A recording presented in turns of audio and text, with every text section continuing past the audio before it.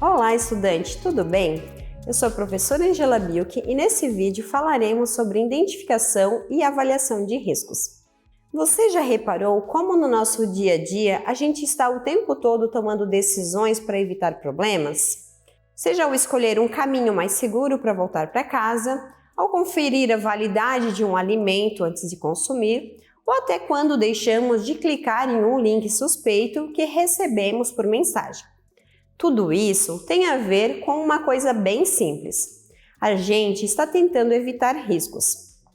Agora, imaginaremos esse mesmo comportamento dentro de uma empresa. Assim como na nossa vida pessoal, as organizações também precisam tomar decisões o tempo todo para evitar prejuízos, perdas, fraudes, danos à imagem e por aí vai. Mas, diferente das nossas decisões do dia a dia, no ambiente corporativo, isso precisa ser feito de forma estruturada, planejada e principalmente consciente. E aí que entra o tema desse vídeo. Nós falaremos sobre a identificação e avaliação de riscos. Antes de qualquer empresa agir para evitar riscos, ela precisa primeiro saber quais são os riscos que existem, onde eles estão e quais são mais críticos ou mais prováveis de acontecer. Só depois disso é possível pensar em como tratar ou mitigar esses riscos. Então, precisamos saber o que significa e identificar e avaliar os riscos dentro de uma organização. Por que isso é importante? E como fazer isso na prática? Então, quando falamos em identificar e avaliar riscos, estamos falando do primeiro passo para construir um sistema forte de gestão dentro de qualquer organização. E não é só uma etapa técnica, é praticamente o coração de tudo que vem depois. Realizar uma gestão de risco eficaz é como criar um círculo virtuoso. A gente começa mapeando os riscos, entende onde eles estão, avalia o grau de impacto e a probabilidade de acontecer. E com base nisso, consegue planejar ações, implementar controles, acompanhar os resultados e revisar o que for necessário. E claro, voltar ao início e fazer tudo isso de novo, sempre buscando evoluir. Esse processo é o que garante a robustez e a efetividade aos sistemas, além de permitir que ele se adapte com o tempo. Afinal, os riscos mudam, o mercado muda, a legislação muda e o sistema de compliance precisa acompanhar tudo isso. O compliance, aliás, é exatamente isso, um sistema de gestão de risco e de políticas de conformidade. É considerado um conjunto de ações e diretrizes que tem como objetivo manter a empresa alinhada às leis, normas, regulamentos e também os seus próprios valores e padrões éticos. Neste contexto, identificar e avaliar os riscos não é apenas importante, é fundamental. Sem isso, não existe um planejamento real, não existe controles eficientes, não existe a prevenção efetiva. É como querer construir uma casa sólida sem saber onde estão os pontos fracos do terreno. Entre os diversos pilares que sustentam esses sistemas, dois merecem um destaque especial: o comprometimento da alta administração e o mapeamento e avaliação dos riscos. Se esses dois pontos não estiverem bem estruturados, todo o sistema de compliance fica fragilizado. No Brasil, a gente ainda não tem uma única lei que defina todos os pilares de um programa de compliance, mas há um certo consenso na área. A norma ABNT-NBR ISO 37301 e o Decreto Federal número 11.129, que regulamenta a Lei Anticorrupção, trazem parâmetros claros para avaliar a efetividade de um sistema de compliance. Entre esses parâmetros estão o envolvimento da alta direção, a existência de códigos de conduta, políticas de integridade, treinamentos, canais de denúncias, medidas disciplinares e, claro, a gestão de riscos. Tudo isso precisa estar documentado, demonstrado e funcionando na prática. Agora, se a gente for se aprofundar um pouco mais, é importante destacar que o Decreto 11.129 reconhece que cada organização tem suas próprias características. O que funciona para uma grande empresa pode não ser aplicável da mesma forma a uma organização menor. É por isso que os parâmetros de avaliação devem levar em conta o porte, as especificidades da pessoa jurídica. Ou seja, o compliance não é um modelo único e pronto. Ele precisa ser construído sob medida, de acordo com o contexto e a realidade de cada negócio. E por isso, é tão importante entender que o sistema de gestão de compliance é uma estrutura complexa e dinâmica. Ele é feito de muitos elementos que se conectam entre si.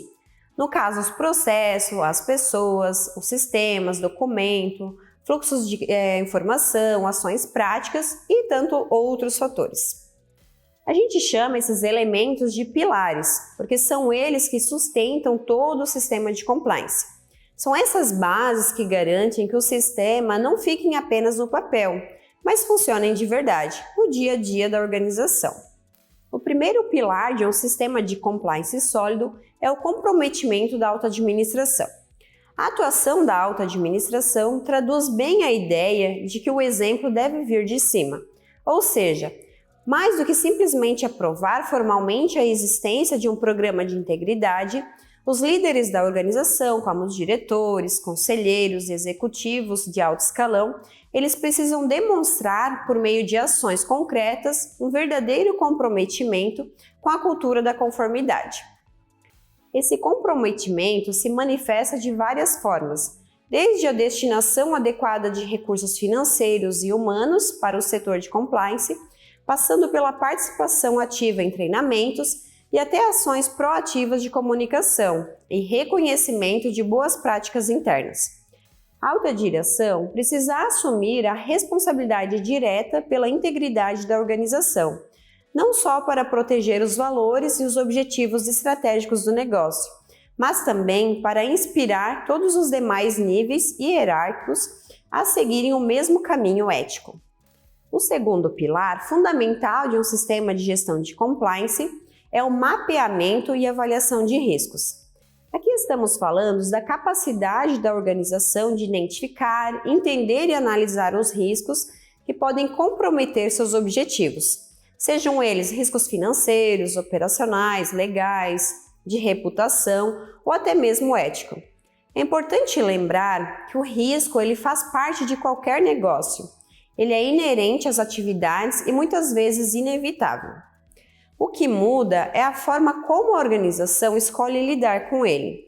O risco envolve um evento incerto, que pode ou não acontecer, mas que, se ocorrer, trará algum tipo de impacto, tanto positivo como negativo. Por isso, mapear os riscos é como acender a luz em um ambiente escuro. Permite enxergar os pontos críticos e vulnerabilidades antes que se tornem problemas concretos. Uma gestão eficaz de compliance exige esse olhar atento e constante. Avaliar riscos não é apenas uma etapa isolada do processo, mas um movimento contínuo e estratégico. Essa prática envolve analisar onde estão os maiores riscos, qual a sua probabilidade de ocorrência, qual seria o seu impacto e, a partir disso, tomar decisões mais conscientes sobre como evitá-los, mitigá-los ou simplesmente aceitá-los. Em resumo, conhecer os riscos é essencial para qualquer organização que deseja se manter íntegra, sustentável e em conformidade com as obrigações legais e os seus valores institucionais. Além do comprometimento da alta administração e do mapeamento de riscos, outros pilares são fundamentais para a estrutura de um sistema de compliance eficaz.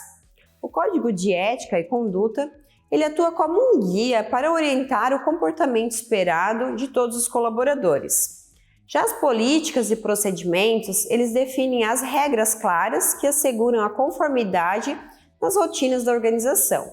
O treinamento e a comunicação contínuos garantem que todos conheçam e compreendam seus papéis dentro do programa. Temos o canal de denúncia, que oferece uma via segura e confidencial para o reporte de irregularidades. Por fim, a existência de processos de investigação interna e aplicação de medidas disciplinares demonstra o comprometimento da empresa em apurar e corrigir eventos, desvios de conduta, reforçando a cultura da integridade. Bom, agora que já exploramos os pilares centrais do sistema de compliance, é importante compreender como essas estruturas funcionam na prática dentro da organização. Para isso, utilizamos um modelo de 3 linhas de defesa, uma referência amplamente reconhecida no campo da governança corporativa. Esse modelo, ele organiza os papéis e responsabilidades de forma estruturada, garantindo que os riscos sejam identificados, controlados e avaliados de maneira coordenada e eficaz. A primeira linha de defesa está formada pelos próprios gestores e colaboradores que executam as atividades diárias da organização. São eles que aplicam diretamente os controles internos dos processos, lidando com as operações finalísticas e de apoio. Já a segunda linha de defesa, ela é composta por instâncias específicas responsáveis por supervisionar e monitorar esses controles, como as áreas de compliance, integridade, gestão de risco e controles internos. Essas áreas não realizam as atividades operacionais, mas atuam de forma essencial para garantir que os procedimentos estejam em conformidade e os riscos estejam sob controle. Por fim, temos a terceira linha de defesa, que é representada pela auditoria interna. Essas atuam de maneira independente, avaliando se as 2 primeiras linhas estão sendo eficazes em seus papéis e se os riscos estão sendo gerenciados de forma apropriada. Esse modelo funciona como um verdadeiro sistema de freios e contrapesos, em que cada linha tem sua função específica, mas todas colaboram para fortalecer a integridade e a resiliência organizacional. Quando falamos em gestão de risco, por exemplo, é fundamental seguir um processo estruturado. O Tribunal de Contas da União propõe uma sequência de etapas que vão desde o estabelecimento do contexto até uma melhoria contínua. Isso envolve identificar, analisar e avaliar os riscos, tratar cada um conforme sua criticidade, envolver as partes interessadas, acompanhar constantemente e buscar sempre o aperfeiçoamento. Com esse entendimento, o próximo passo é focar em como mensurar os riscos. Identificar e mapear riscos é fundamental, mas não basta para uma gestão eficaz. É preciso medir esses riscos de forma clara, usando indicadores que avaliem tanto a probabilidade quanto o impacto dos eventos, apoiando as decisões estratégicas da empresa. Quando medimos os riscos, fica mais fácil entender quais merecem mais atenção e investimento, ajudando a evitar problemas e potencializar os resultados positivos. Mensurar os riscos na prática é transformar as incertezas em dados concretos, com ferramentas que mostram a probabilidade e o impacto de cada risco. Com essas informações, a organização pode priorizar ações, prevenir problemas e tomar decisões mais seguras, protegendo a empresa e também garantindo sua estabilidade e aumentando as chances de sucesso. A grande conclusão é que a gestão de risco não é um evento isolado, mas um processo contínuo que precisa acompanhar a evolução da organização. Um sistema de compliance eficaz, ele depende diretamente desse ciclo constante de monitoramento, aprendizado e adaptação. E mais do que isso, ele deve estar alinhado com o grau de maturidade da organização e com o seu apetite ao risco. Gerir risco com responsabilidade é, sem dúvida, uma das chaves para garantir a continuidade do negócio e fortalecer a cultura de integridade.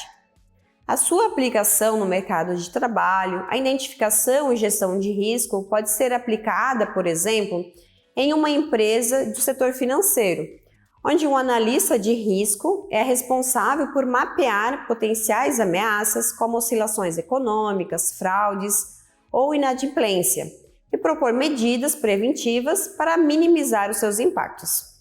Da mesma forma, em indústrias, um gestor de risco ele pode atuar na prevenção de acidentes operacionais ou falha nas cadeias de suprimentos, implementando processos que garantem a segurança e a continuidade das operações. Já um consultor de compliance, ele pode auxiliar as organizações de diversos setores a adequar suas práticas às normas legais, evitando penalidades e protegendo a reputação corporativa. Essas funções mostram como a gestão de risco é uma competência cada vez mais valorizada, essencial para a sustentabilidade e competitividade das empresas. Muito interessante, não é mesmo? Então, continue se dedicando ao aprendizado e aplicando o conhecimento com ética e responsabilidade. Um abraço e até a próxima!